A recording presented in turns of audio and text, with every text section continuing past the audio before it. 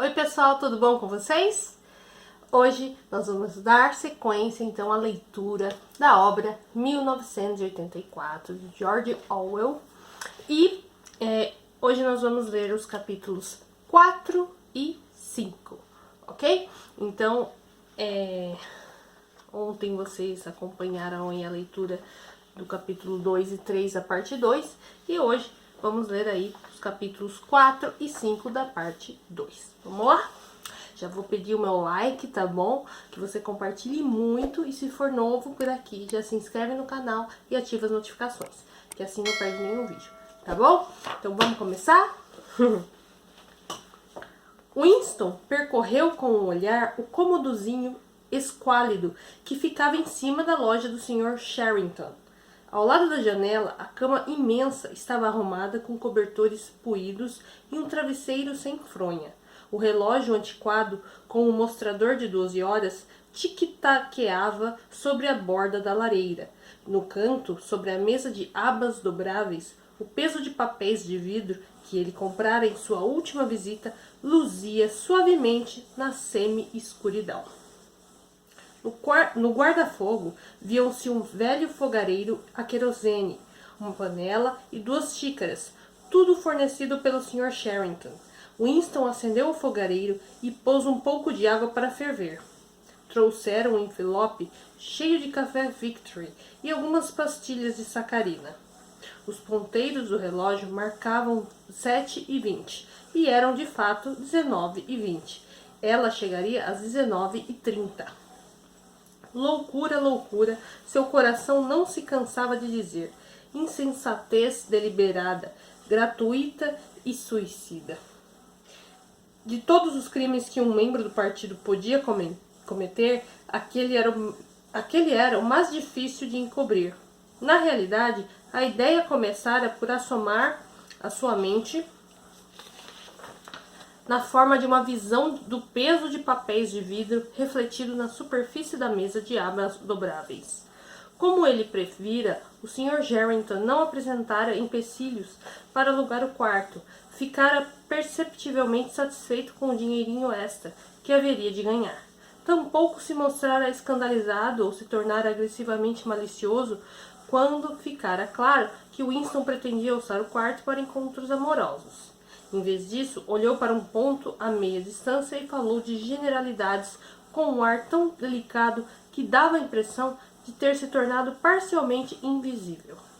A privacidade, disse, era uma coisa muito valiosa.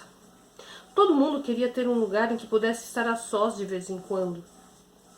E quando alguém encontrava um lugar assim, não era senão um gesto da mais trivial cordialidade que aqueles que soubessem de fato guardassem a informação para si mesmos. O antiquário chegou a acrescentar, dando a impressão de quase dissolver no ar ao fazê-lo, que a casa tinha 2 entradas, sendo uma delas pelo quintal, que dava para um beco. Havia alguém cantando sob a janela, protegido pela cortina de musselina.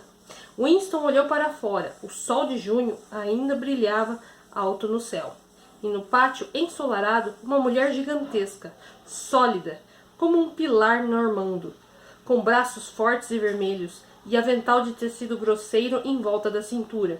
Andava pesadamente de lá para cá entre uma tina e um varal, pendurando uma série de quadrados brancos que Winston identificou como fraldas de bebê.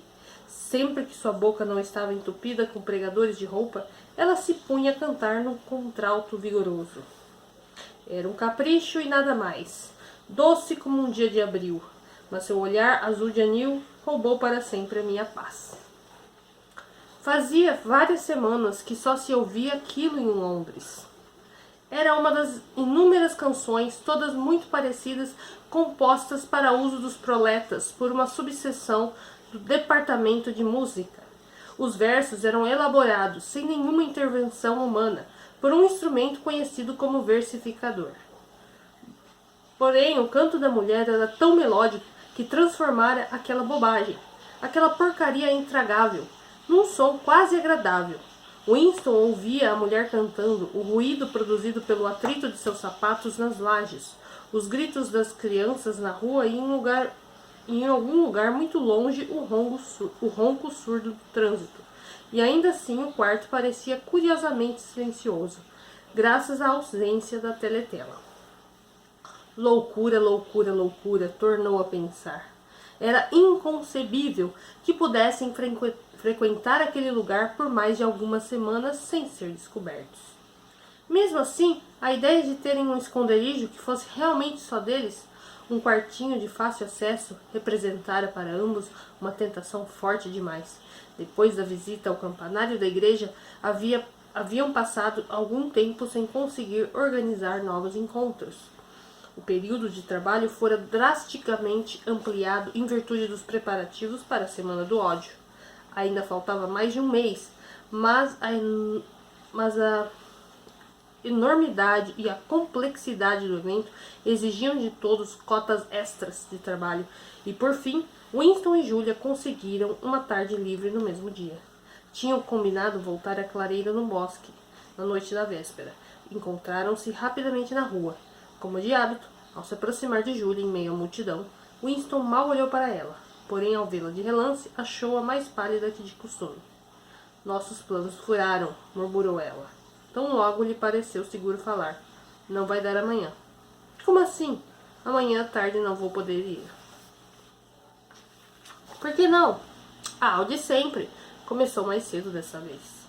Por alguns instantes, Winston ficou profundamente encolerizado. Ao longo daquele mês, desde que haviam começado a se relacionar, a natureza do desejo que sentia por ela se modificara. No começo, a coisa era muito pouco sensual. Na primeira vez, o sexo tinha sido apenas e tão somente um ato da vontade.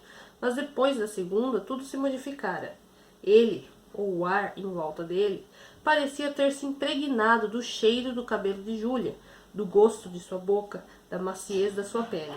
Ela se tornara uma necessidade física, algo que ele não apenas desejava, mas a que sentia ter direito. Quando Julia disse que não poderia ir ao encontro, Winston teve a sensação de que ela o estava enganando. Naquele exato momento, porém, a multidão empurrou um de encontro ao outro, e as mãos deles acidentalmente se encontraram. Julia apertou de leve a ponta dos dedos de Winston, um toque que parecia ser um convite não ao desejo, mas à afeição. Winston pensou que quando um homem vivia com uma mulher, um contratempo como aquele devia ser uma ocorrência natural, recorrente, e uma ternura profunda, como não havia sentido por ela antes. De súbito, se apossou dele. Desejou que fossem um casal com 10 anos de vida em comum. Desejou poder andar com ela pelas ruas, exatamente como faziam agora, porém às claras e sem medo, conversando sobre assuntos triviais e comprando coisinhas para casa. Desejou, sobretudo, dispor de um lugar qualquer onde pudessem estar a sós, sem sentir a obrigação de fazer amor toda vez que se encontrassem. Não fora efetivamente naquele instante, mas em algum momento do dia seguinte lhe ocorrera a ideia de alugar o cômodo do Sr. Sherrington. Quando fez a sugestão a Julia, ela concordou com uma rapidez inesperada. Ambos sabiam que era imprudência. Era como se estivessem dando intencionalmente um passo na direção de suas sepulturas. Sentado na borda da cama, Winston tornou a pensar nas celas do Ministério do Amor. Curioso como aquele horror predeterminado se afastava da consciência da pessoa e depois voltava. Um horror localizado ali, num ponto futuro, que antecipava a morte com a mesma certeza com o que 99 antecipava o 100. Um destino que não se podia evitar, muito embora talvez fosse possível postergá-lo.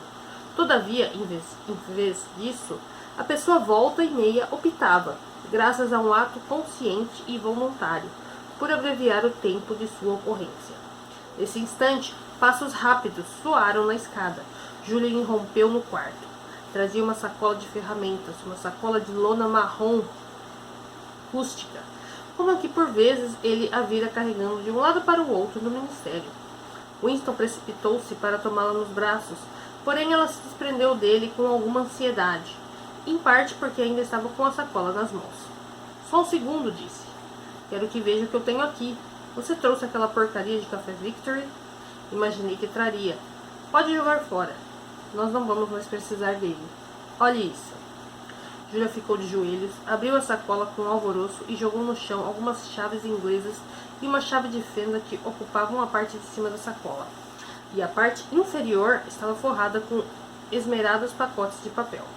O primeiro pacote que ela pôs nas mãos de Winston tinha uma consistência estranha e, todavia, vagamente familiar. Seu conteúdo era pesado, parecia areia e cedia onde a pessoa o tocasse. Não vá me dizer que é açúcar, exclamou ele. Açúcar de verdade. Não é sacarina, não. É açúcar. E aqui temos um belo pão. Pão mesmo. Não aquela coisa horrorosa que estamos acostumados a comer. E um vidrinho de geleia. E aqui uma lata de leite. Mas veja, é disto que eu mais me orgulho. Tive de embrulhar em um pano. Por quê? Porém não foi preciso que ela explicasse por que tivera de embrulhar aquilo em um pano. O cheiro já inundava o aposento. Um cheiro forte, pronunciado, que parecia a Winston uma emanação dos primeiros anos de sua infância, mas que ainda agora era possível sentir ocasionalmente, ao se sair por um vestíbulo, antes de uma porta ser fechada ou difundindo-se misteriosamente por uma rua apinhada de gente. Inalado por um instante e no momento seguinte extinto de novo. É café, murmurou ele, café de verdade. É o café do núcleo do partido. Tem 1 quilo aqui, disse ela. Como você conseguiu essas coisas? É tudo reservado para o consumo do núcleo do partido. Os pulhas têm de tudo. Para eles nunca falta nada. Mas é claro que os garçons, as empregadas e as outras pessoas acabam passando a mão numa coisa ou outra. E veja, arrumei um pacotinho de chá também.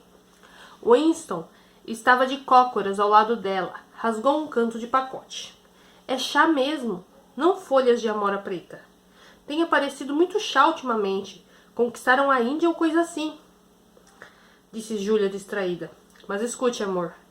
Quero que você fique de costas para mim por 3 minutos. Vá se sentar do outro lado da cama e não olhe antes de eu mandar você se virar. Winston, absorto, olhou para fora, através da cortina de musselina. Lá embaixo, no quintal, a mulher de braços vermelhos continuava a marchar de um lado para o outro, entre a tina e o varal. Tirou mais pregadores da boca e cantou com muito sentimento. Dizem que o tempo cura e que no fim sempre se esquece, mas risos e choros até parece que a vida passa e eles perduram. A mulher parecia saber de cor salteado todos os versos daquela canção melosa. E sua voz adejava com um doce ar estival extremamente melodiosa, transportando uma espécie de melancolia feliz. Tinha-se a impressão de que ela se sentiria perfeitamente satisfeita se a noite de junho fosse infinita e o estoque de roupas inesgotável, obrigando-a a passar 1000 anos ali, pendurando fraldas no varal e cantarolando bobagens. De repente ocorreu a Winston que como era curioso que ele nunca tivesse ouvido um membro do partido cantar sozinho, espontaneamente. Seria uma atitude pouco ortodoxa? Uma excentricidade perigosa?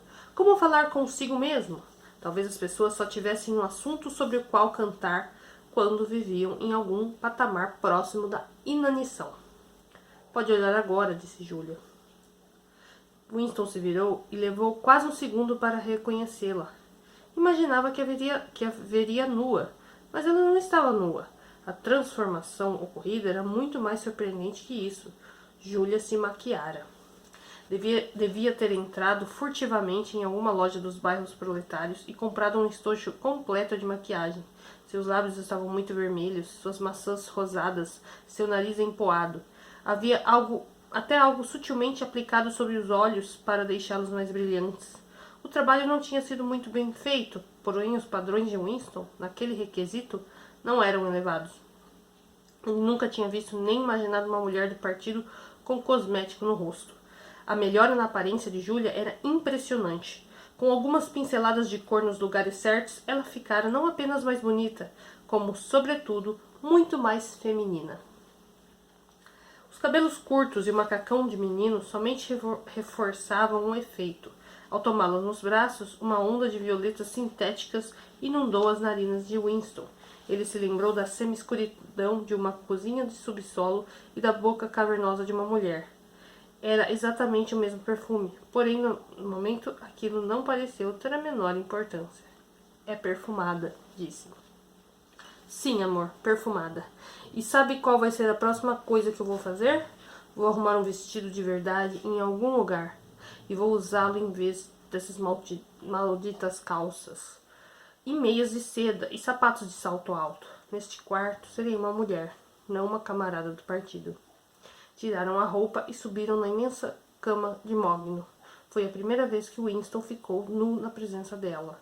Até então sentira muita vergonha de seu corpo macilento, descarnado, com veias salientes e varicosas nas panturrilhas e a mancha descorada no tornozelo. Não havia lençóis, o cobertor sobre o qual se deitaram era surrado e liso, e as dimensões da cama, assim como as molas do colchão, deixaram os dois abismados. Deve estar cheio de percevejos. Mas e daí? Disse Júlia. Não havia mais cama de casal em lugar nenhum, só nas casas dos proletas. Na infância, Winston por vezes dormira numa cama de casal. Júlia, até onde se lembrava, jamais se deitara numa. Pouco depois adormeceram, e quando Winston acordou, os ponteiros do relógio marcavam quase 9 da noite. Não se mexeu, pois Júlia dormia com a cabeça apoiada em seu braço. A maior parte da maquiagem se transferira para o rosto dele, ou para o travesseiro. Porém, uma leve nódoa de ruge ainda revelava a beleza de seu malar. Um raio amarelo de sol poente passava pelo pé da cama e iluminava a lareira, onde a panela de água estava em franca ebulição. No quintal a mulher já não cantava, porém ainda se ouvia os gritos das crianças na rua. Impossível que tivesse havido um tempo em que tudo aquilo parecesse corriqueiro. Júlia despertou, esfregou os olhos e apoiou-se no cotovelo para olhar para o fogareiro. Metade da água se evaporou, disse. Vou me levantar e fazer um café num instante. Temos 1 hora. E a que horas apagam as luzes do seu prédio? Às 11h30. Na pensão é às 11. Mas a gente tem que chegar antes disso, porque... Ei, sai daí, bicho nojento. Júlia se curvou de repente na cama, pegou um sapato no chão e o arremessou na direção de um dos cantos do quarto, com um movimento brusco no braço. Feito um menino, o mesmo movimento que Winston havia fazer ao atirar o dicionário em Goldstein, naquela manhã, durante os 2 minutos de ódio. Que foi? Perguntou surpreso. Um rato. Eu vi quando ele pôs o focinho asqueroso para fora do lambre. Tem um buraco ali embaixo, pelo menos dei um bom susto nele. Ratos? Murmurou Winston. Nesse quarto? Estão em todos os lugares, disse Júlia com indiferença, tornando-se a deitar. Já apareceram até na cozinha da pensão. Algumas áreas de Londres estão infestadas deles. Sabia que eles atacam as crianças? Atacam mesmo. Há ruas em que as mães não se atrevem a deixar os bebês sozinhos, nem por 2 minutos. São os ratões marrons, esses que atacam. E o pior é que eles sempre... Por favor, pare, disse Winston, fechando os olhos com força. Querido, você está pálido. Está se sentindo mal? Esses bichos deixam você com náuseas? Um rato? Pior dos horrores que há no mundo. Júlia estreitou-se contra ele e o cingiu com as pernas, como se pretendesse tranquilizá-lo com o calor de seu corpo. Winston não abriu imediatamente os olhos. Tivera por alguns instantes a sensação de estar de volta a um pesadelo que desde a infância o afligia ocasionalmente. Era sempre mais ou menos a mesma coisa. Ele se via diante de uma muralha da escuridão, e do outro lado havia uma coisa insuportável, algo horrível, demais para ser encarado. No sonho, seu sentimento mais profundo era sempre da autoilusão, porque no fundo ele sabia o que havia atrás da muralha. Se fizesse um esforço abominável, como de arrancar um pedaço do próprio cérebro, seria capaz até de arrastar a coisa para a luz. Sempre acordava sem descobrir o que era. Porém, tinha alguma relação com o que a Júlia estava dizendo quando ele a interrompeu. Desculpe, disse. Não foi nada. É que não gosta de rato, só isso. Não se preocupe, amor. Não vamos deixar esses bichos nojentos entrarem aqui. Vou tampar o buraco com um pedaço de pano antes de irmos embora. Da próxima vez, traga um pouco de argamassa e feche tudo bem direitinho. O momento negro do pânico já estava quase esquecido. Um pouco envergonhado de si mesmo, Winston sentou-se na cama apoiando as costas na cabeceira. Julia se levantou, vestiu o macacão e fez o café. O cheiro que saía da panela era tão forte e estimulante que eles fecharam a janela com medo de alguém do outro lado o sentisse e desconfiasse de alguma coisa. Ainda melhor que o gosto de café era a textura sedosa que o açúcar lhe conferia, algo de que Winston tinha quase se esquecido depois de anos de sacarina. Com uma mão no bolso e um pedaço de pão com geleia na outra, Julia circulou pelo quarto, olhando com indiferença para a estante de livros, observando qual seria a melhor forma de consertar a mesa de abas dobráveis, deixando-se cair na poltrona surrada para ver se ela era confortável, examinando o absurdo relógio de 12 horas com uma espécie de deleite tolerante. Levou o peso de papéis de vidro para a cama para poder vê-lo sob uma luz melhor. Winston tirou de suas mãos, fascinado como sempre pelo aspecto delicado do vidro, e com as bolinhas que lembravam gotas de chuva. Você tem ideia do que seja isto? Indagou Julia. Acho que não é nada, quer dizer, acho que nunca foi usado para nada. É justamente por isso que gosto dele. É um pedacinho de história que se esqueceram de alterar, uma mensagem de 100 anos atrás, se alguém soubesse como lê-la. E aquele quadro ali? Julia fez um gesto com a cabeça, indicando a gravura na parede oposta. Será que tem 100 anos? Deve ter mais. Eu diria que tem uns 200. Não, mas não dá para saber. Hoje é impossível descobrir a idade do que quer que seja. Julia foi observar a gravura mais de perto. Foi aqui que aquele bicho botou o focinho para fora, disse, chutando o lambre logo abaixo do quadro. Que prédio é esse? Já vi em algum lugar. É uma igreja, quer dizer, era. Chamava-se São Clemente dos Dinamarqueses. Lembrou-se do pedaço da quadrinha que o Sr. Sherrington havia lhe ensinado e acrescentou, meio nostálgico. Sem casca nem semente, dizem os sinos da São Clemente. Para sua perplexidade, Julia completou. Esses vinténs são para mim, cantam os sinos da São Martim. E o culpado quem é afinal? Perguntam os sinos do tribunal. Não me lembro mais como continuava. Só sei que terminava assim. Vá para a cama e seja um bom moço, ou venha a cuca e te corta o pescoço. Era como as duas partes antes de uma contrassenha, mas devia haver outro verso depois de os sinos do tribunal. Talvez desse para desencavá-lo da memória do Sr. Sherrington, se o provocasse com o estímulo adequado. Quem lhe ensinou isso? Perguntou Winston. Meu avô costumava cantar para mim, quando eu era pequena. Foi pulverizado quando eu tinha 8 anos. E então desapareceu. Eu gostaria de saber o que era um limão, acrescentou, despreocupada. Laranjas eu já vi. São uma espécie de fruta amarela e redonda de casca grossa. Me lembro dos limões, disse Winston. Eram muito comuns nos anos 1950, tão azedos que só de sentir o cheiro a pessoa ficava arrepiada. Aposto que já está cheio de percevejos atrás desse quadro, disse Julia. Vou tirá-lo daqui e dar uma boa limpada nele um dia desses.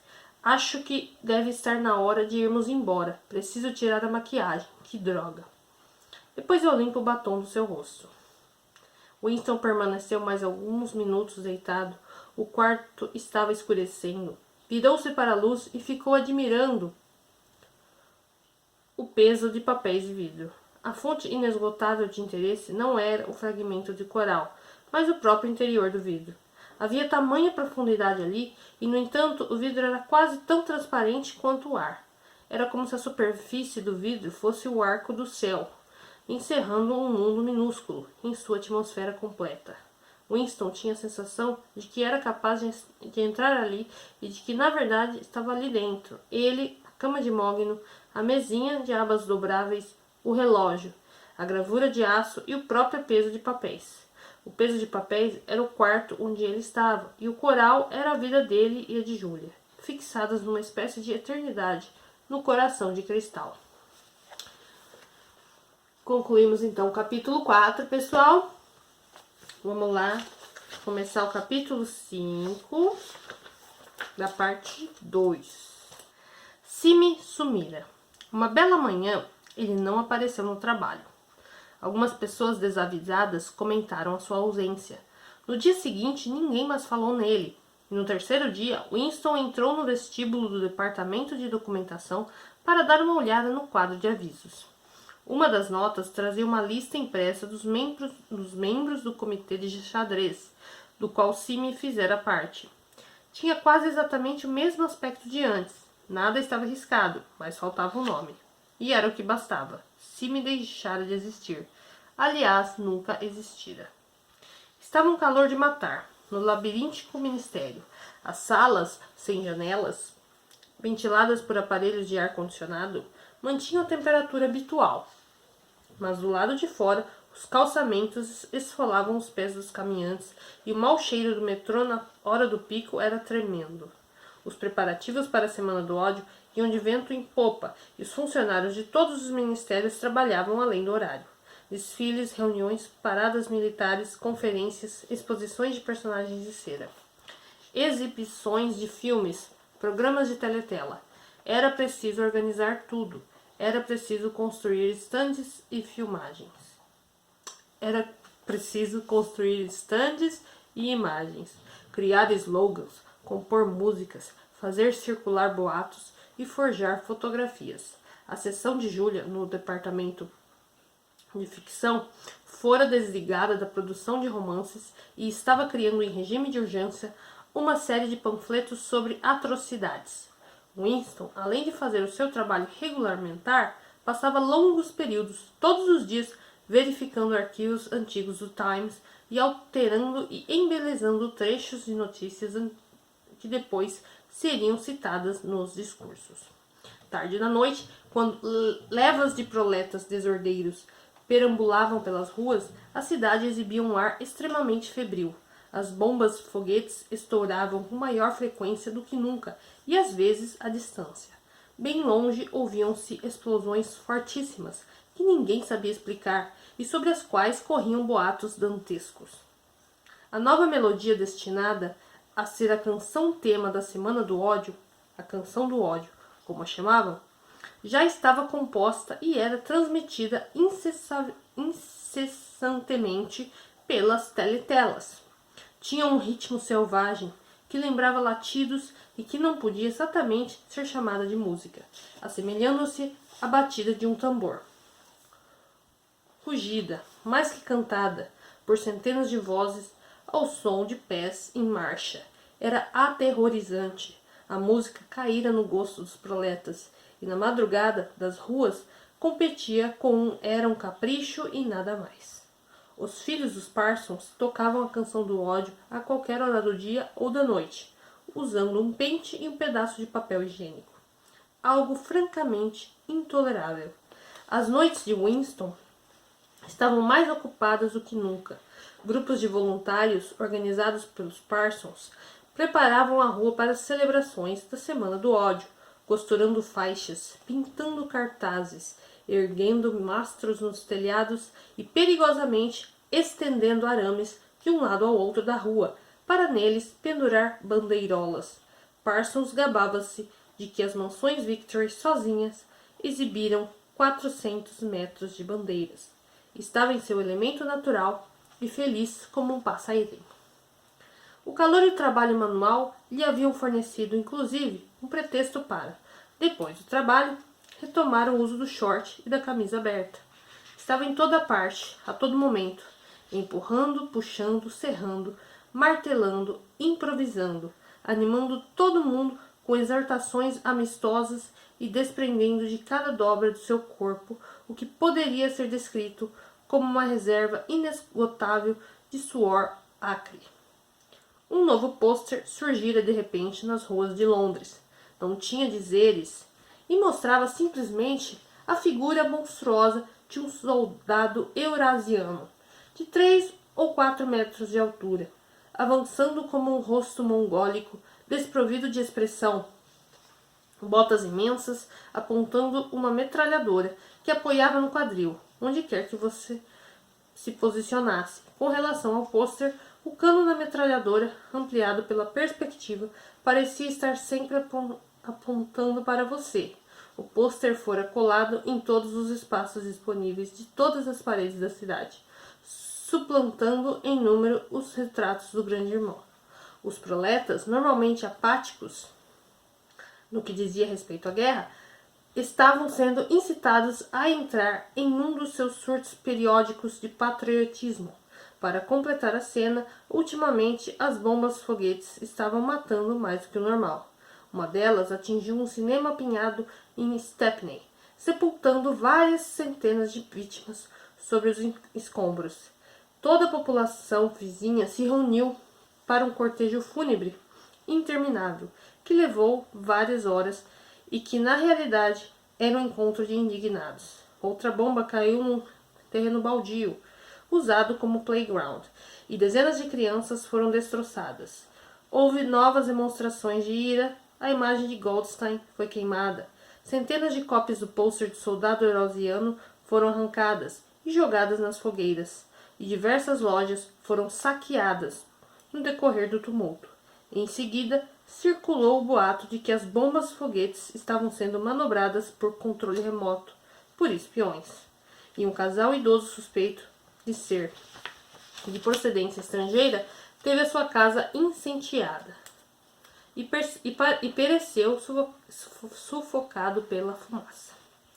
No aposento nos altos da loja do Sr. Sherrington, sempre que conseguiam chegar lá, Julia e Winston ficavam deitados lado a lado numa cama desprovida de lençóis, sob a janela aberta, nus por causa do calor.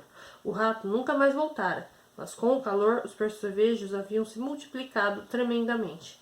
E pelo jeito não fazia diferença. Sujo ou limpo, aquele quarto era o paraíso. Nem bem chegavam, aspergiavam tudo com o pó de pimenta comprado no mercado negro. Arrancavam a roupa e faziam amor com corpos suarentos, e depois adormeciam, e despertavam para constatar que os percevejos haviam se unido e prepararam um contra-ataque maciço. 4, 5, 6, 7 vezes eles se encontraram durante o mês de junho.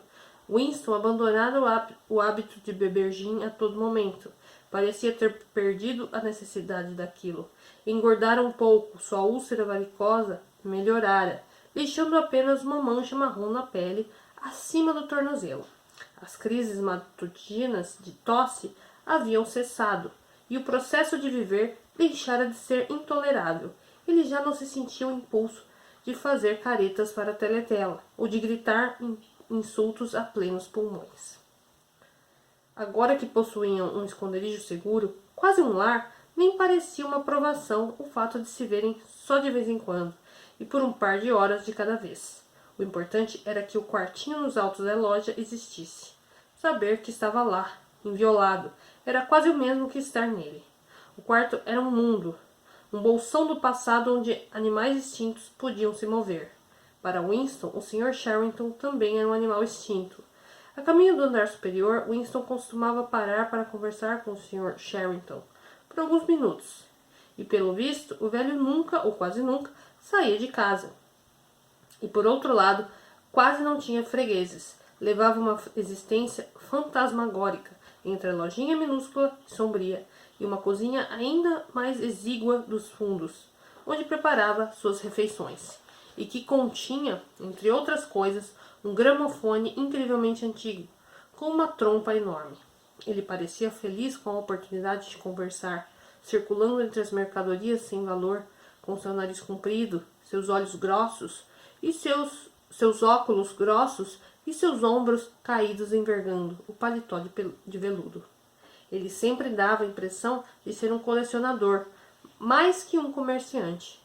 Com uma espécie de entusiasmo apagado, manipulava este ou aquele exemplar de lixo. Uma rolha de porcelana, a tampa pintada de uma caixa de rapé quebrada, um medalhão sem valor contendo um cacho de cabelo de algum bebê morto havia muito tempo, nunca demonstrando desejo de que Winston comprasse a coisa, mas simplesmente de que a admirasse. Falar com ele era como ouvir a musiquinha de uma caixa de música gasta. Dos recantos da memória, ele extraía novos fragmentos de quadrinhas esquecidas. Havia uma sobre 24 Melrose, outra sobre uma vaca de chifre torto, Outra sobre a morte do coitado do Pinta-Roxo. Fiquei pensando que talvez o senhor se interessasse, dizia, com um riso constrangido, sempre que aparecia com um novo fragmento. Só que nunca conseguia se lembrar de mais do que uns poucos versos de toda e qualquer quadrinha. Os dois sabiam, de certa maneira, estava sempre na cabeça deles, que o que estava acontecendo não iria se manter por muito tempo. Em certos momentos, a morte iminente lhes parecia tão palpável quanto a cama onde estavam deitados, e eles se abraçavam como uma espécie de sensualidade desesperada, como uma alma penada agarrando-se à última migalha de prazer minutos antes de o relógio dar a hora fatal. Mas também havia vezes em que acreditavam na ilusão não só da segurança como da permanência, enquanto estivessem naquele quarto, pensavam Winston e Julia. Ninguém poderia lhes fazer mal. Era difícil e perigoso chegar lá. Mas o quarto em si era um santuário. Era como quando Winston fitava o centro do peso de papéis com o sentimento de que seria possível penetrar naquele mundo vítreo e de que, uma vez lá dentro, o tempo deixaria de transcorrer. Muitas vezes fantasiavam fugas, teriam sorte indefinidamente e levariam seu caso adiante, exatamente como agora, pelo resto de suas vidas. Ou então, Catharine morreria e, graças a manobras sutis, Winston e Julia conseguiriam se casar. Ou então cometeriam suicídio juntos. Ou então desapareceriam, se disfarçariam, de modo a não ser reconhecidos. Aprenderiam a falar com sotaque proletário, arrumariam um emprego numa fábrica e viveriam suas vidas numa viela qualquer sem que ninguém se desse conta. Ideias absurdas, os dois sabiam. Na verdade, não havia escapatória. Nenhum único daqueles planos que era praticável, o do suicídio, eles pretendiam levar a cabo. Ir tocando dia após dia, semana após semana, prolongando um presente sem futuro, parecia um impulso irrefreável, tal como nossos pulmões sempre haverão de aspirar o alento seguinte enquanto houver ar disponível. Outras vezes falavam em rebelar-se ativamente contra o partido, mas sem ter a menor ideia como dar o primeiro passo nesse sentido. Mesmo que a fantasiosa confraria fosse real, restava a dificuldade de saber como fazer para encontrá-la. Ele falou a ela da estranha intimidade que existia, ou parecia existir, entre ele e O'Brien, e do impulso que às vezes sentia de simplesmente se apresentar ao O'Brien, informá-lo de que era inimigo do partido e pedir-lhe ajuda. Por estranho que pareça, ela não achou que fazer isso fosse uma atitude absurdamente temerária. Estava acostumada a julgar as pessoas pelo rosto e pareceu-lhe perfeitamente natural que Winston julgasse O'Brien digno de confiança baseado num único lampejo de olhar. E, além do mais, ela partia do princípio de que todo mundo, ou praticamente todo mundo, secretamente odiava o partido e não hesitaria em infringir as leis se julgasse seguro fazê-lo. Mas recusava-se a acreditar que existisse, ou que fosse possível existir, uma oposição ampla e organizada. Todas aquelas histórias sobre Goldstein e seu exército clandestino eram simplesmente um monte de asneiras, dizia. Asneiras que o partido tinha inventado por suas próprias razões e nas quais você precisa fingir que acreditava, vezes sem conta, nos comícios e manifestações espontâneas do partido. Ela pedira a plenos pulmões a execução de pessoas cujos nomes jamais ouvira antes e em cujos supostos crimes não acreditava nem por sombra. Sempre que havia julgamentos públicos, ela ocupava seu lugar em meio aos destacamentos da Liga da Juventude, que cercavam os tribunais da manhã à noite, entoando de quando em quando morte aos traidores. Durante os 2 minutos de ódio, era sempre a primeira a insultar Goldstein aos gritos, e contudo nem sabia direito quem era Goldstein e que doutrinas ele supostamente representava. Crescera durante a vigência da Revolução e era jovem demais para ter algumas recordações dos confrontos ideológicos dos anos 1950 e 60, algo como um movimento político independente. Estava excluído de sua imaginação. E fosse como fosse, o partido era invencível. Ele sempre existiria, sempre seria o mesmo. A única forma de rebelar-se contra ele era mediante a desobediência secreta ou, na melhor das hipóteses, praticando atos isolados de violência, por exemplo, matando alguém ou explodindo alguma coisa. Em certos aspectos, ela era muito mais atilada do que Winston e muito menos suscetível à propaganda do partido. Uma vez, quando por acaso, devido a um pretexto qualquer, ele mencionara a guerra contra a Eurásia, ela o surpreendera ao dizer despreocupadamente que, em sua opinião, aquela guerra não estava acontecendo e que era provável que as bombas-foguetes que caíam diariamente sobre a cidade fossem disparadas pelo próprio governo da Oceania, só para manter a população amedrontada. Esta ideia jamais ocorrera assim, ao pé da letra, a Winston. Ela também despertara uma espécie de inveja nele ao dizer-lhe que, durante os 2 minutos de ódio, sua maior dificuldade era evitar cair na risada. Mas ela só questionava os ensinamentos do partido quando eles interferiam de alguma maneira em sua vida. Muitas vezes dispunha-se a aceitar a mitologia oficial simplesmente porque a diferença entre verdade e mentira não lhe parecia importante. Acreditava, por exemplo, depois de aprender isso na escola, que o partido inventara o avião. Em seus próprios tempos de escola, no final dos anos 1950, Winston recordava que o partido só reivindicava a invenção do helicóptero uma década depois, na época em que Julia estava na escola e já reivindicava a invenção do avião. Uma geração mais e estaria reivindicando a invenção da máquina a vapor. E quando ele dissera a Julia que os aviões já existiam muito antes de ele nascer, portanto muito antes da Revolução, ela achara esse fato extremamente desinteressante. Afinal de contas, que interesse havia em saber quem tinha inventado o avião? Ele ficou ainda mais chocado quando descobriu, graças a uma observação casual, que ela não se lembrava que 4 anos antes a Oceania estava em guerra com a Lestásia e em paz com a Eurásia. Era, na verdade, que ela considerava toda aquela história de guerra um logro, mas aparentemente não chegara a perceber que o nome do inimigo tinha mudado. Pensei que sempre havíamos estado em guerra com a Eurásia, disse, sem maiores inquietações. Ele se assustou um pouco. A invenção do avião era muito anterior ao nascimento dela, mas a troca de inimigos na guerra ocorrera apenas 4 anos antes, um bom tempo depois de ela se tornar adulta. Os dois discutiram a questão por cerca, talvez, de 15 minutos, e no fim ele conseguiu obrigar a memória dela a recuar até que ela se lembrasse vagamente de que houvera um tempo em que o inimigo era Lestásia e não a Eurásia. Mas ela continuava achando aquela questão desprovida de interesse. E daí? Disse, impaciente. É sempre uma merda de guerra depois da outra, e a gente sabe que no fundo é tudo uma mentira. Às vezes ele conversava com ela sobre o departamento de registros e as fraudes desavergonhadas que cometia em seu trabalho. Essas coisas não pareciam horrorizá-la. Ela não sentiu o abismo abrir-se debaixo de seus pés ao pensar em mentiras que se tornam verdades. E ele contou a história de Jones, Aronson e Rutherford, e do momentoso pedaço de papel que um dia fora parar em suas mãos.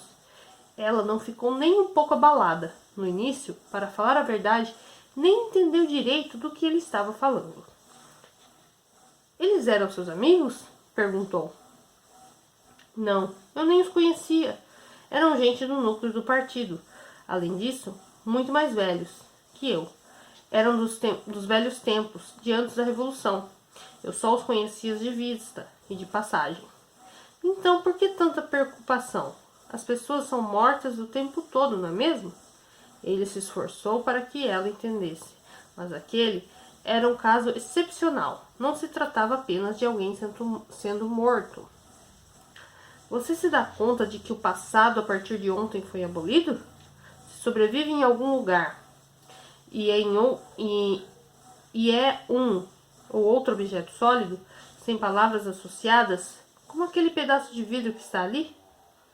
A essa altura, não sabemos absolutamente nada sobre a Revolução e os anos que antecederam. Todos os registros foram destruídos ou falsificados.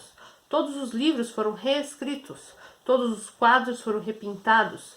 Todas as estátuas, todas as ruas, todos os edifícios foram renomeados. Todas as datas foram alteradas. E o processo continua dia a dia, minuto a minuto. A história se interrompeu. Nada existe além de um presente interminável no qual o partido sempre tem razão. Eu sei, naturalmente, que o passado foi falsificado, mas eu jamais teria condições de provar esse fato, mesmo que eu tenha sido eu mesmo o autor da falsificação. Depois que a coisa está feita, nunca resta nenhuma prova. A única prova está dentro da minha cabeça e eu não tenho nenhuma certeza de que outro ser humano partilhe as minhas lembranças. Aquela foi a única ocasião em toda a minha vida em que tive em meu poder provas concretas depois do fato acontecido. Anos depois do fato acontecido. E que diferença faz? Nenhuma, porque alguns minutos depois eu me desfiz da prova. Mas se a mesma coisa acontecesse hoje, eu a conservaria. Pois eu não, disse Júlia. Não me importo de correr riscos, mas só se for por alguma coisa que vale a pena. Não por pedaços de jornal velho. O que você teria feito com o recorte se tivesse ficado com ele? Pouca coisa, talvez. Mas era uma prova. Talvez ela criasse algumas dúvidas ali e aqui, supondo-se que eu tivesse coragem de mostrá-la a alguém. Não acredito que a gente consiga mudar alguma coisa em nosso tempo de vida, mas dá para imaginar pequenos núcleos de resistência pipocando aqui e ali. Pequenos grupos de pessoas se unindo e gradualmente aumentando e mesmo deixando alguns registros atrás de si, para que a geração seguinte possa prosseguir do ponto onde paramos. Outra coisa em que não estou interessada é na próxima geração, meu querido. Só estou interessada em nós. Ela achou aquela frase brilhantemente inteligente. Desculpa. Ela falou, né? Só estou interessada em nós. Você só é rebelde da cintura para baixo, disse ele. E ela achou aquela frase brilhantemente inteligente e envolveu nos braços, deliciada. Júlia não tinha o menor interesse nas diversas ramificações da doutrina do partido. Sempre que ele começava a falar dos princípios do Socin, do duplo pensamento, da mutabilidade do passado e da recusa da realidade objetiva, e ao usar as palavras em nova fala, ela se entediava, ficava confusa e dizia que nunca prestava atenção naquele tipo de coisa. Se era sabido que tudo aquilo não passava de besteira, por que se preocupar com o assunto? Ela sabia quando aplaudir e quando vaiar, e isso tudo era o que precisava saber. Se ele insistisse em discutir aquelas coisas, ela tinha o hábito desconcertante de cair no sono. Era uma dessas pessoas que conseguem adormecer a qualquer momento e em qualquer posição. Conversando com ela, ele percebeu como era fácil exibir um ar de ortodoxia sem fazer a menor ideia do que fosse ortodoxia. E, de certa maneira, a visão do mundo do partido era adotada com maior convicção entre as pessoas incapazes de entendê-la.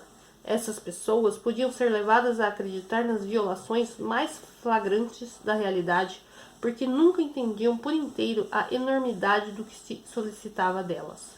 E não estavam suficientemente interessadas nos acontecimentos públicos para perceber o que se passava. Graças ao fato de que não entenderem, conservavam a saúde mental, limitavam-se a engolir tudo, e o que engoliam não lhes fazia mal, porque não deixava nenhum resíduo, exatamente como um grão de milho passa pelo corpo de uma ave sem ser digerido. E aí a gente conclui então o capítulo 5, pessoal. Bom, espero que vocês estejam gostando da leitura, pessoal. Espero que vocês estejam acompanhando aí na casa de vocês também. Se você comprou pelo meu link aqui na descrição, lá na Amazon, ou fez o download, né, lá no site do Cero, ok? Eu deixei o link dessa edição aqui da Companhia das Letras, mas lá no site do Cero vocês encontram outras edições também para fazer o download do PDF, tá? E pessoal, Amanhã, então, a gente volta aí com a leitura de 3 capítulos, tá? O capítulo 6, o capítulo 7 e o capítulo 8. Beleza? Eu espero, então, que vocês estejam gostando e que continuem acompanhando a leitura aqui comigo, tá? E em breve, muitas novidades aí pra vocês aqui no canal. Eu espero que vocês também participem aí, me ajudando aí nas próximas escolhas de conteúdo e tal. E a participação de vocês é sempre muito importante pra mim. Meu muito obrigado para você que ficou até aqui. Já deixa o meu like aqui nesse vídeo e compartilha muito com seus amigos, tá bom? Obrigado, pessoal, e até o próximo vídeo. Tchau, tchau!